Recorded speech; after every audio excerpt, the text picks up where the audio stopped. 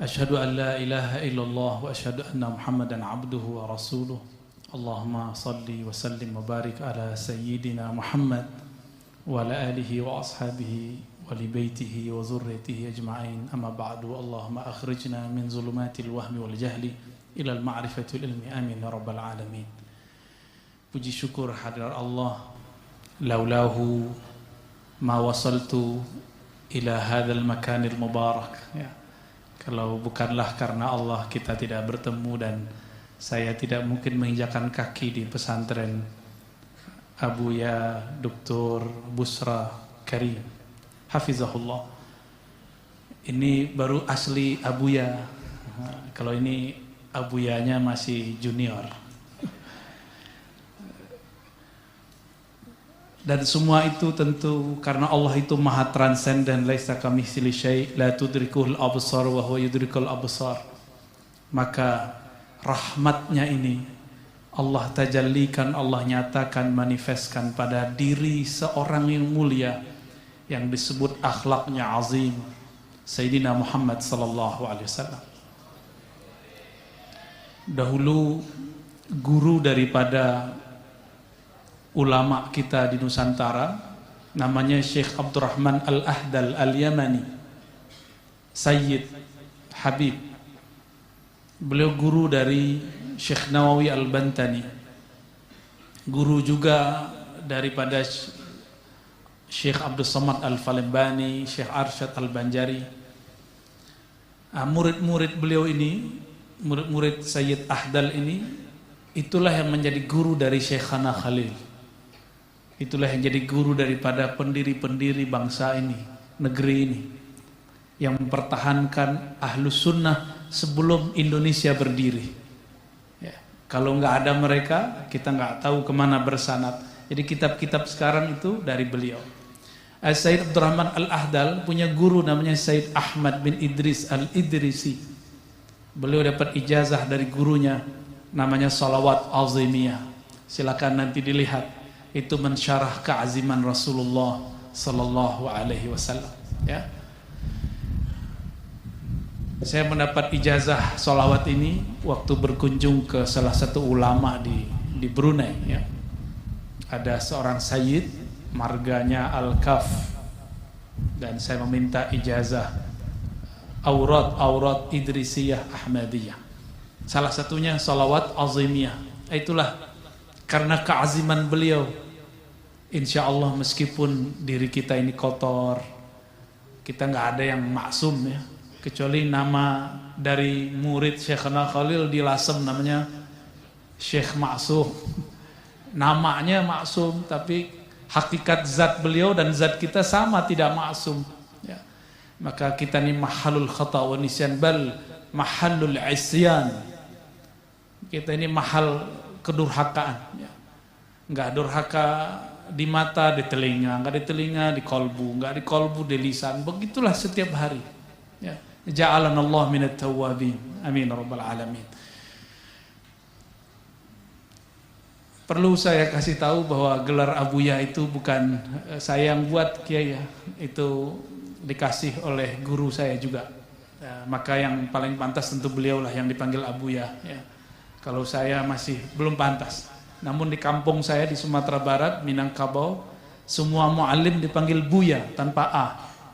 Maka Abuya bukan kampung saya, itu dari guru yang lain. Ya.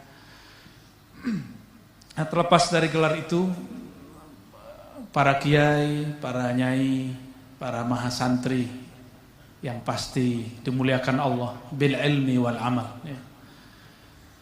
Judulnya mengerikan sekali itu ya.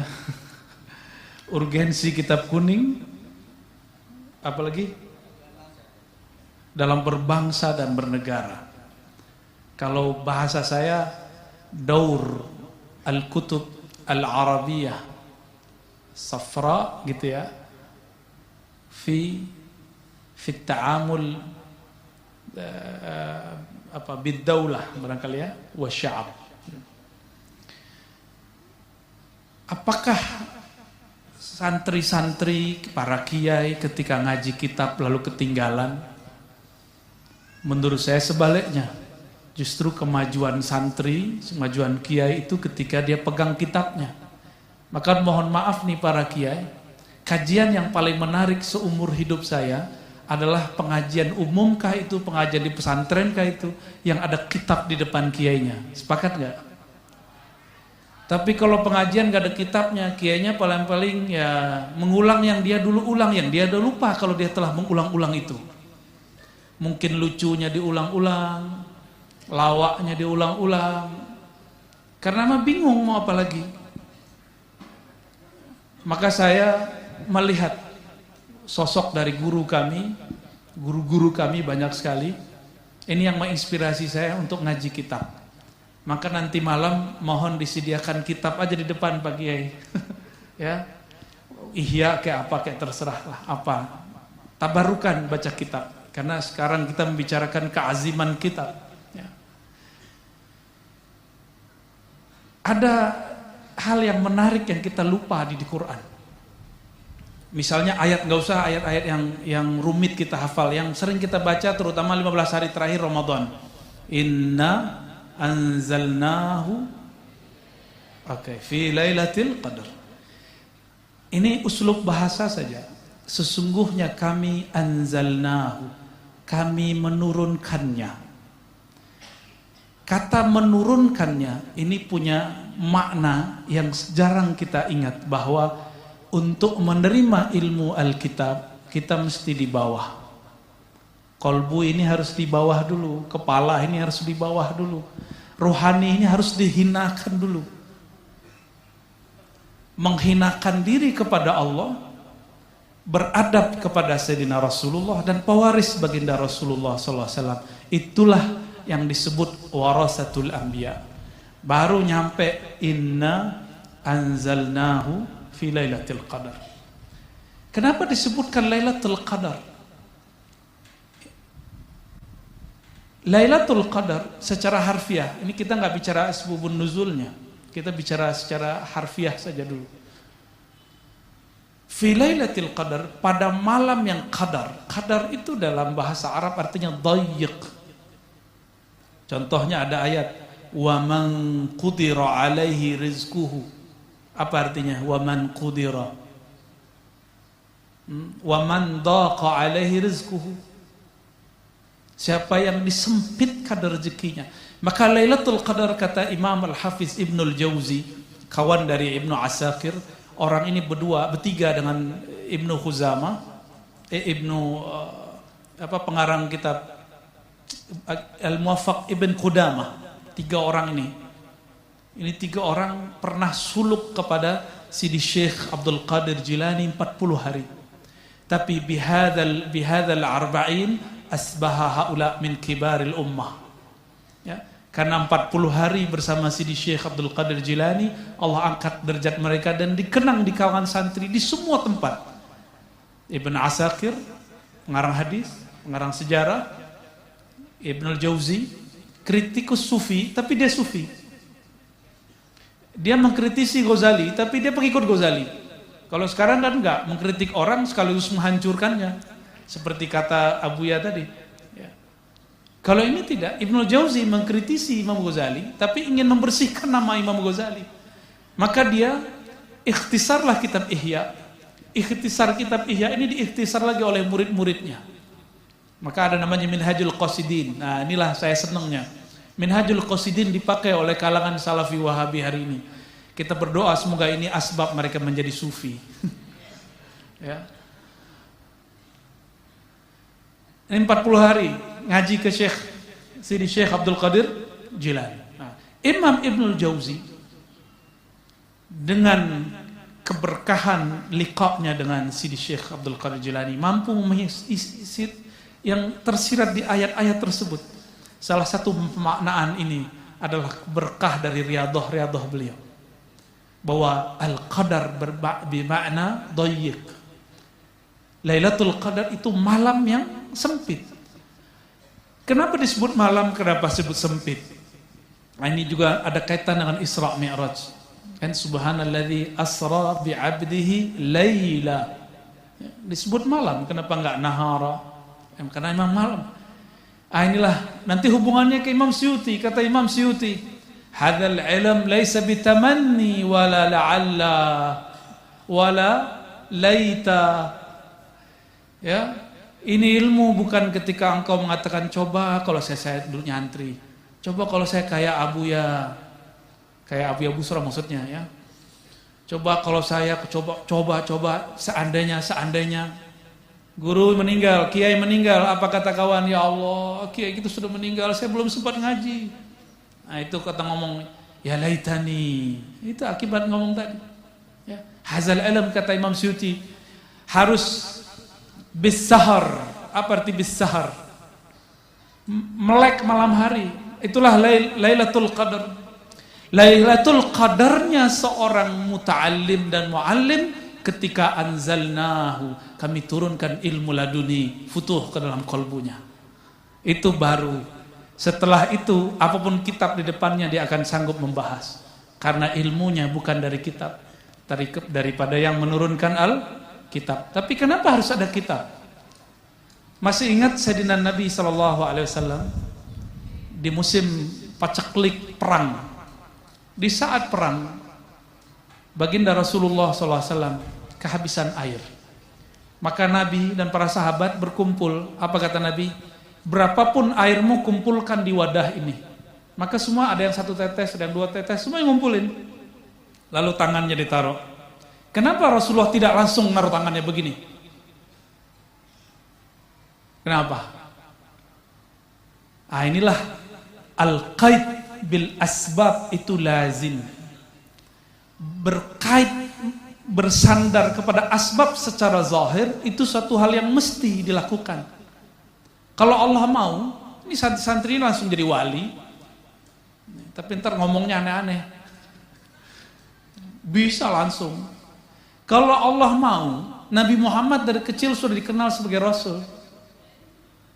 Tapi kenabian beliau sebelum beliau lahir.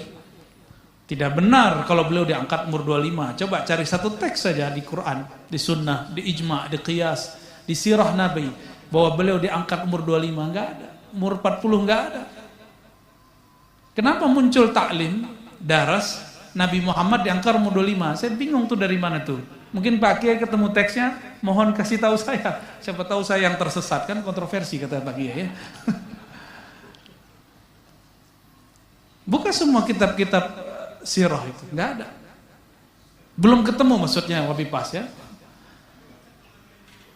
Yang paling jelas di Sahih, di Sunan Tirmizi, di Sunan Darimi, Al-Hakim. Apa kalimatnya? Sahabat datang, qila ya Rasulullah, kata Abu Hurairah nih, ada yang bertanya, wahai Rasulullah, mata takunu nabiyyan? Engkau jadi nabi kapan? Apa jawaban Nabi? Adam baina ma'in utin. Adam belum, masih tanah, masih air. Belum ada Adam, saya sudah jadi nabi. Berarti beliau telah diangkat jadi nabi sebelum alam semesta ini dicipta. Beliau yang pertama dicipta. Nah itu semua turos-turos kita. Kenapa nggak baca itu? Nah, ini contoh-contoh aja ya. Nah, tapi Allah menginginkan asbab berlaku pada Nabi Muhammad sallallahu alaihi wasallam. Kalau Allah mau, kenapa Nabi Muhammad harus hijrah? Sehingga Nabi berkalam ke bumi Mekah. Apa kata Nabi? Ketika beliau Fatu Mekah, Nabi ngomong ke Mekah, wahai Mekah, wahai tanah Mekah, kalau bukanlah aku diusir oleh kaumku, tentu aku lebih suka tinggal di sini. Lalu beliau balik lagi. Nah itulah dalil merantau ya. Itu dalil saya itu Abu ya. Beliau kan ngomong ketika dikabarkan oleh Waraqah bin Naufal ya, nanti kamu akan diusir kaummu. Nabi bertanya, awa mukhriji, apakah mereka akan mengusir aku? Nabi sendiri sebenarnya tidak siap awalnya ketika dapat wahyu harus diusir. Kontroversi juga. Lebih kontroversi dari Ar-Razi lah, nggak ada apa-apanya ya. Dan itu sudah sunnatullah. Tapi saya tidak pantas disamakan dengan beliau ya. Beliau azim sya'nuh. Ya. Nabi mesti ambil asbab. Ya, mesti ambil asbab. Nah, inilah kenapa jika di ungkapan Isyari namanya, tafsir Isyari, ada Lailatul Qadar. Ya, maka kullu lailatin Lailatul Qadri. Setiap malam itu ada Lailatul Qadarnya. Bagi siapa? Liman qama wa sahar. Bagi yang malam itu dia qiyam dan dia bergadang. Inilah amalan Imam Sufyan Ats-Tsauri, Abu Hanifah, Imam hatta Syafi'i, hatta Ahmad, ya, hatta Al-Bukhari. Semuanya mengalami itu. Maka kita ini jauh, kita nggak mungkin sampai seperti mereka dulu. Wajar 4 mazhab yang kita pakai hari ini, terutama Syafi'i, tak tergantikan. Orang-orang kayak kita mau gantikan. Mau tidur handphone, bangun tidur handphone. Mau lawan Imam Syafi'i. Ya. Imam Syafi'i baca 1 ayat berhenti. Kalau kita lewat TikTok berhenti. Wah, nggak berhenti tuh, karena dia TikTok ini emang sengaja diprogram pendek dan menarik. Setelah itu putar lagi sampingnya, putar lagi bawahnya, geser gitu. Begitu terus. Saya mau tanya, jawab di hati ya. Awal beli handphone, beli smartphone, gimana? Langsung bisa atau gaptek? Deso, sama semua kita. Awal beli handphone, smartphone, kita nggak terbiasa. Tapi setelah biasa, candu. Itulah hebatnya smart kolbu. Itulah kenapa ahli wirid, ahli zikir, ahli baca kitab malam hari kecanduan ngolah itu, geser-geser itu di kolbunya, geser-geser itu di kepalanya. Coba lihat chip yang ada memori di situ di handphone, kecil sekali. Coba otak kita gede begini. Ini kalau dibuka gede. Kalau di komputer ada prosesor, masih gedean kepala ini. Sangat besar kepala ini. Cuma sayang, kita tidak mengaktifkannya. Betul kalau dokter mengatakan tidur harus 8 jam sehari. Tapi itu nggak berlaku bagi imam yang 4. Coba imam yang 4 tuh nggak ada yang tidur 8 jam sehari, nggak ada. Abu Hanifah pernah digosipkan indah sama orang. Dia lagi jalan di gang, tahu-tahu ada orang ngumpul-ngumpul. Itu loh si Nu'man, nama kecilnya Nu'man. Si Nu'man, dia kalau malam hari, waktu saya bangun malam hari, dia masih sholat. Saya bangun lagi, dia sholat. Saya bangun lagi subuh, dia lebih duluan pergi ke masjid. Nu'man ini memang luar biasa. Sepertinya dia qumul lail tamaman kullah. Dia qiyamul lail setiap malam. Kullul lail. Dari awal malam sampai akhir malam dia enggak tidur. Padahal Abu Hanifah dia punya rahasia. Dia tidur dulu jam 12 baru bangun. Kalau kita dipuji begitu seneng ya. Ngamalin 50%, pujiannya 100%, seneng ya. Ilmunya 50%, viewernya 100%, suka ya. Kita menipu diri sendiri. Makanya kita suka di like orang, suka di view orang, ditonton orang. Kita menipu diri sendiri. Kalau mereka tahu kita siapa, mereka nggak akan suka nonton kita. Ya, benar nggak? Aib kita banyak sekali. Imam Abu Hanifah mendengar itu, jadi mereka bercerita. Telinga beliau dengar. Inilah hebatnya orang qiyamul lail. Telinganya kuat. Akhirnya beliau mengatakan, demi Allah, aku tidak mau dipuji dengan sesuatu yang aku tidak amalkan. Insya Allah, malam nanti, sa'aqumul lail kullah. Aku akan qiyamul lail sepenuhnya. Imam Abu Hanifah, mursyidnya sudah mati semua. Hamad bin Salamah sudah meninggal. Maka mursyidnya adalah alam. Siapapun yang berbicara tentang dia, pujiankah itu atau cacian, itu gurunya. Ini yang diambil Imam Ghazali di kitab Ihya Ulumuddin. Orang yang tidak punya mursyid, carilah kawan. Yang tidak punya kawan, lihatlah musuh. musuh itu adalah mursyid, tapi mursyid kegelapan. Maksudnya apa? Yang paling tahu aib kita musuh. Jadi jika ingin memperbaiki diri, lihat komentar musuh terhadap kita. Hater namanya kalau di dunia netizen itu, Abu ya. Apa kata-kata si hater ini, si pembenci ini terhadap kita? Kita lihat, benarkah? Jangan marah. Gak usah buat video langsung balas, gak usah. Ya, tanggapin, balas lagi. Itu childish, anak kecil begitu. Abu Hanifah tidak balas, dia perbaiki dirinya. Imam Ghazali juga sama. Ketika ada orang memujinya, dia lihat, oh aku tidak pantas dipuji seperti itu. Maka itu seakan-akan dia mengatakan, yang mengizinkan orang itu memujiku siapa? Allah. Sebenarnya Allah sedang menyuruhku qiyamul lail setiap malam, sepenuh malam. Ketika ada orang mencaci maki dia, apa kata dia? Hamad bin Zaid yang mengatakan Imam Abu Hanifah ini mubtadi'. Oh, Abu Hanifah, imam besar, disebut ahli bid'ah. Ketika meninggal disebut najis. Najasatul ard. Ada di kitab-kitab semua, di kitab Ibnu Nu'aim, di kitab Zahabi, lengkap itu. Sekelas Abu Hanifah, qiyamul lail setiap malam. Kullul lail, ya, sepenuh malam. Itu dikatai najis oleh Imam Hamad bin Zaid. Tapi beliau enggak marah. Saya enggak pernah mendapat satu riwayat Abu Hanifah menjawab kalam Hamad bin Zaid. Nah, ini pelajaran besar buat kita. Kalau ada orang mengkontroversikan kita nggak perlu balas kontroversi itu. Ya, kita jawab dengan cara yang positif. Ya, kita ngaji-ngaji aja. Ya. Terutama kepada adinda para mahasantri ya. Nih kiai-kiai kita ini nggak usah disuruh bawa handphone untuk ngerekam dirinya. Kalian kalau mau terkenal bikin dulu kiainya terkenal ya. Jadi kalau ngajar minta izin, Pak Kiai izin dong mau melive-kan.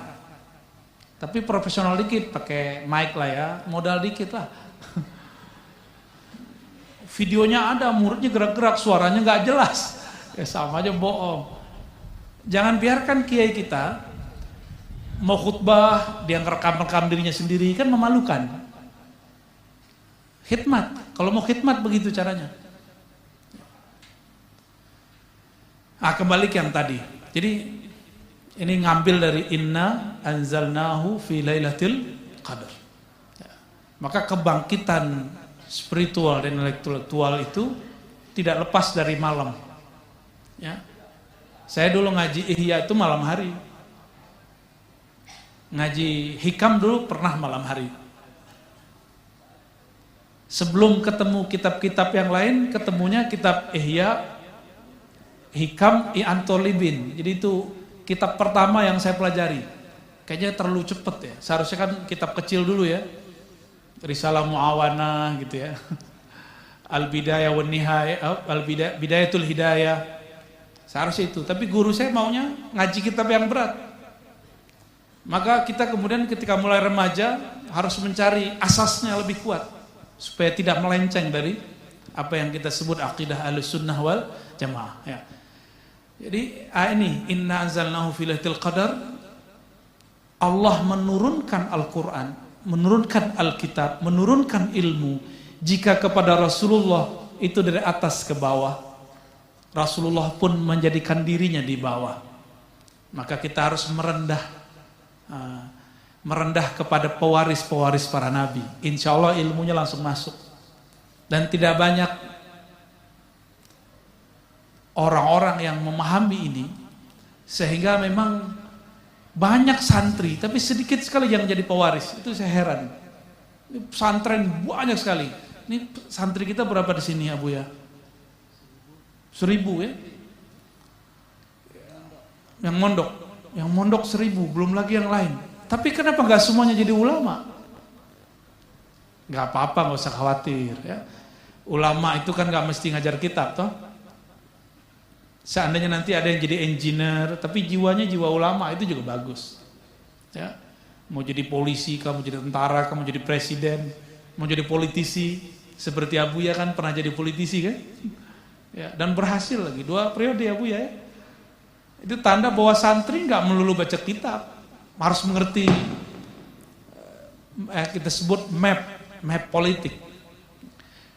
Berpolitik kalau nggak ngaji kitab nggak akan beres, nggak akan beres. Saya mau ngambil bagian ini, yang bagian terakhir sebelum kita diskusi, ya. Yang tadi muqaddimah, yang ini muqaddimah. Ada satu kitab, mohon para kiai cari kitabnya, dan PDF-nya sudah ada, Al-Ghiyathi, karya Imam Al-Juwaini, Syekhu A'immatina, guru dari imam-imam kita. Imam kita yang bernama Ghazali, Abu Hamid Al-Ghazali qaddasallahu sirrahu, futuh usul fiqh dan fiqihnya, mantiknya lewat Imam Al-Juwaini. Beliau ini, Al-Juwaini, bukan orang Arab murni. Beliau tinggalnya di Persia, satu kota yang maju namanya Naisapur, kampungnya Imam Muslim. Imam Al-Juwaini pergi haji, tapi di mana dia berdiri, di mana dia duduk, di situ ada orang yang ingin ngaji kepadanya. Di zaman dulu kalau haji minimal 6 bulan sampai 1 tahun sakan, ya, yamkus fi Makkah atau fi Madinah, fil Madinah. Makanya sampai hari ini di Mekah itu kalau nyari orang Indonesia pasti inisial depannya M, Madura. Ya, mau cari mutawif Madura, mau cari majelis Madura, majelisnya Rusaifah, Syekh Ismail Zain, Habib Fulan, Syekh Yasin Alfan, semuanya majelis ada orang Madura. Saya juga bingung ini, ya. Kenapa orang Padang udah gak ada lagi nih? Madura semua. Masya Allah. Itu tempat orang Madura dulu berkeliaran di Mekah. Dulu Imam Juwaini pernah di sana. Imam Juwaini duduk di sana, tinggal mujawir di Makkah nisf sana, setengah tahun beliau tinggal di Mekah. Tapi dalam waktu setengah tahun dia pindah Mekah, Madinah, 3 bulan. Di mana dia duduk, di situ majelis berdiri. Maka disebutlah Syekhul Haramain, Imamul Haramain. Dan dia punya satu kitab hadiah untuk kita di masa ini. Apa kata beliau? Nas, ya, Al-Ghiyas itu kalau saya petakan, beliau berbicara tentang nas, teks keagamaan. Agama kita ini nasnya ada 2. Ada yang wahyu suci, qudsi. Ini kesimpulan saya loh baca kitabnya. Kalau dicari pun di sana nggak ada, lafaznya nggak seperti ini. Ada yang kedua ijtihadi. Satu wahyu qudsi, kudus suci. Itu yang anzalah, yang turun, anzalna. Ada yang ijtihadi. Jika ini babnya tajalli, turun dari Allah. Kalau ini taraqi, dari hamba kepada Allah. Ini ijtihad. Yang suci ini, inilah yang melahirkan yang kita sebut syariat. Syariat. Jadi qudsi itu yang disebut syariat. Nah, di dalamnya ada Al-Quran, ada sunnah yang mutawatir. Sunnah yang tidak mutawatir tidak suci, karena masih bisa dikritik rawinya, matannya. Tapi sunnah mutawatir kal Quran, ya, la yuntaqat alaih, tidak bisa dikritisi, qat'i. Dia qat'i dan dia tidak banyak. Tapi sunnah yang di bawah mutawatir, ini masih bisa dikritisi, baik matannya, baik rawinya, baik itu kemudian asbabul wurudnya, itu bisa dikritisi. Ini yang suci ini tidak boleh diganggu gugat sama sekali. Ya. Inilah yang disebut tidak lekang dimakan zaman. Ya. Salihun likulli zaman wa makan. Itu syariat muqaddasah. Tapi ijtihadi, teks-teks ijtihadi itu ada hasil muamalah ta'amul al-faqih yang disebut dalam hadis, may yuridillahu bihi khairan yufaqihu fid din, rawahul Bukhari wa Tirmidzi bisanadin muttasilin. Ya. Di Bukhari itu ada disebutkan muallaq, ada yang muttasilin juga. Allah jika berkehendak keberkahan, kebaikan bagi seseorang, yufaqih. Kalimat yufaqih itu menunjukkan proses. Allah akan libatkan dia, Allah akan terjunkan dia, Allah akan masukkan dia sehingga masuk ke dalam asbab-asbab dia mengerti agama. Yufaqihu fid din. Dari situlah muncul teks yang disebut fikih. Fikih di zaman abad pertama, kedua, ketiga bukanlah fikih yang kita kenal hari ini. Sumbernya ada di Juwaini, ada di Imam Ghazali. Imam Ghazali menyebutkan di Muqaddimah Ihya, kitab ini ditulis untuk para fuqaha. Karena dulu fikih bukan hanya ilmu zahir, ahkam yang zahir. Dulu fikih ada namanya, kalau Imam Abu Hanifah, al-fiqhul akbar, ada al-absat, ada al-asghar. Kita pinjamlah istilah itu tapi maknanya kita bedakan. Al-fiqhul akbar usuluddin. Al-absat kalau kita ambil versi kita itu usul fiqh dan sejenisnya, usul tafsir, usulul hadis. Dan yang terakhir al-fiqh al-asghar, tafsir, fikih, ya. Hasil-hasil kitab-kitab, bab-bab, bahkan hasil teks yang ada di akidah ketika turun menjadi teks dia menjadi asghar. Makanya terjadi perbedaan antara Imam Asy'ari dan Maturidi dalam bab takwin, kun, qudrah, iradah. Ya, masih ingat? Lupa ya? Kiai kebanyakan baca kitab kayaknya ya. Bab kalam itu mereka ikhtilaf sudah. Istilah fardu dan wajib. Nah, jadi fikih, ada fikih yang akbar, ada yang medium, ada yang kecil, asghar. Apa kalau diterjemahin tuh? Fikih minor. Ya. Fikih besar, fikih menengah, fikih kecil. Yang kita sebut fikih hari ini itu fikih kecil. Inilah yang melahirkan mazhab. Dan mujtahid, ada ratusan mujtahid dalam sejarah Islam, namun yang bertahan wa malillahi baqiyah, yang bertahan yang karena memang mereka dulu muttasil billah, usul kepada Allah, tidak hanya murni ra'yu. Jadi kalaupun Abu Hanifah dituduh ra'yu, enggak. Sera'yu yang Abu Hanifah masih ada unsur-unsur laduninya. Nah, inilah yang dikatakan oleh imam kita. Nah, ini diungkap oleh Ibnu Arabi, apa kata beliau? Wahyu tasyri'iyah inqata'at. Wahyu syariat putus, udah enggak ada lagi. La nabiyya ba'di. Enggak ada nabi setelah Nabi Muhammad sallallahu alaihi wasallam. Maka la taghayyur fi syariah. Tidak ada perubahan dalam syariat. Tapi yang kedua, la tanqati' wahyun nubuwah. La yanqati' wahyun nubuwah. Ilham gitu kita artikan.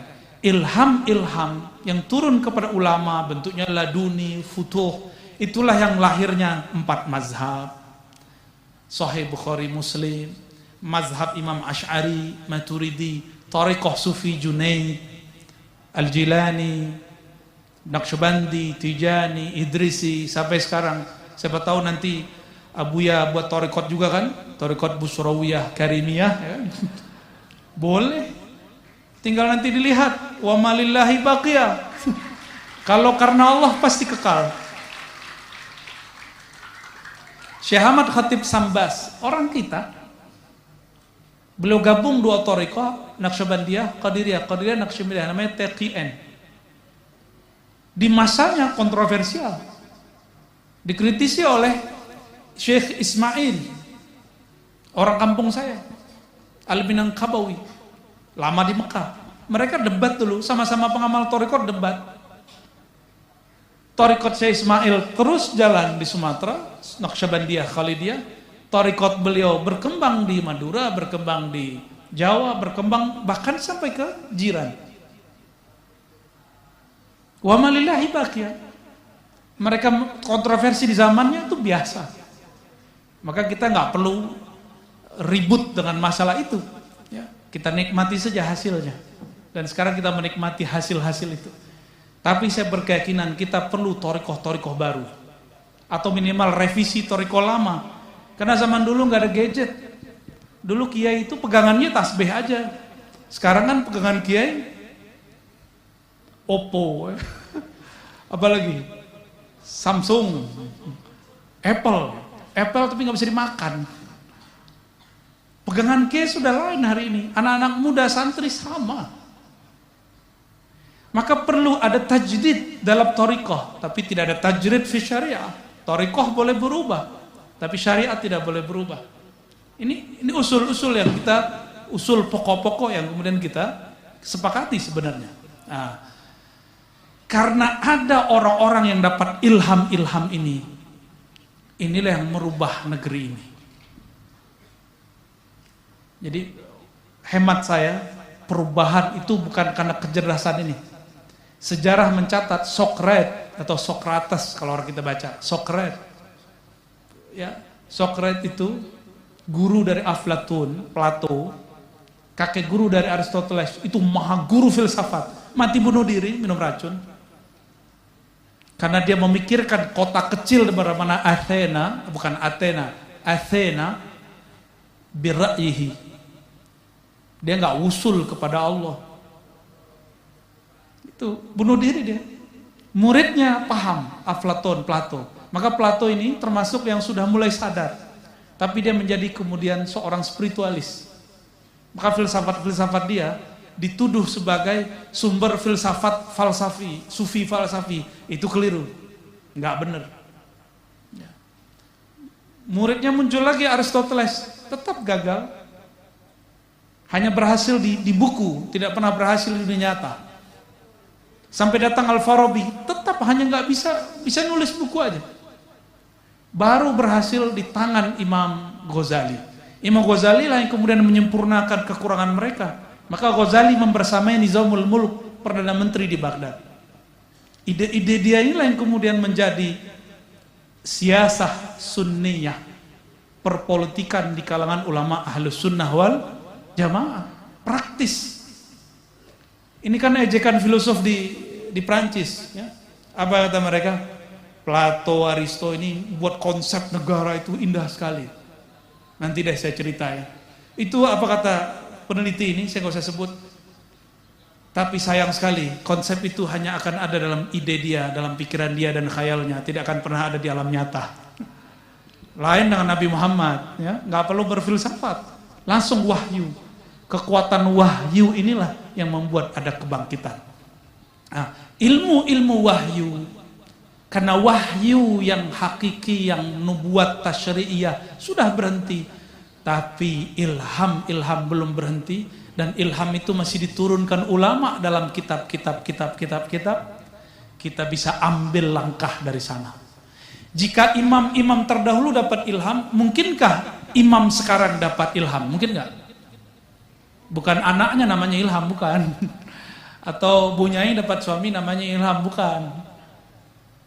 Jika dulu ada Sidi Ahmad Tijani, Sidi Ahmad bin Idris al-Idrisi, rohaninya terasa bertemu Rasulullah, ulama sekarang mungkin nggak bertemu Rasulullah? Kenapa mungkin? Karena dia bukan nabi. Kita juga bukan nabi. Maka secara ilmu akidah, liqa'un nabi yaqzatan wa manaman, itu mungkin. Aklan, apalagi secara naklan. Ketika imam-imam ini mereka dapat isyarat, ada keberanian luar biasa di situ. Sehingga mereka tidak mendengarkan kata-kata netizen. Yang didengerin istafti qalbak. Itulah kitab yang sebenarnya. Minta fatwalah ke dalam kalbumu. Disitulah turun ilmu-ilmu yang sebenarnya. Tapi asbabnya mesti ada ngaji kitab, supaya nanti bukan halu, bukan was-was syaitani. Ya.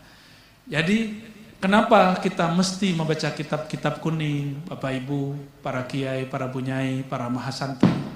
Karena Allah menitipkan rahasia-rahasia ilmunya di dada ulama, dan ulama menerjemahkannya di dalam kitab. Ya. Inilah panduan masa lalu, sekarang, masa depan. Insya Allah akan terjadi perubahan terus. Dan bagian yang paling inti yang perlu kita ketahui, wahyu kudusi tidak boleh dikritik, tidak boleh berubah. Tapi wahyu ilhami, saya hindari kata wahyu, cukup kita sebut ilham. Ilham, fatwa, ijtihad, mahallun naqad, itu boleh dikritisi. Justru disitulah kita kemudian bertemu taqaddumul ummah wa tamaddun, ya, kemajuan umat, insya Allah. Barangkali itu yang dapat saya sampaikan. Wallahu a'lam bissawab.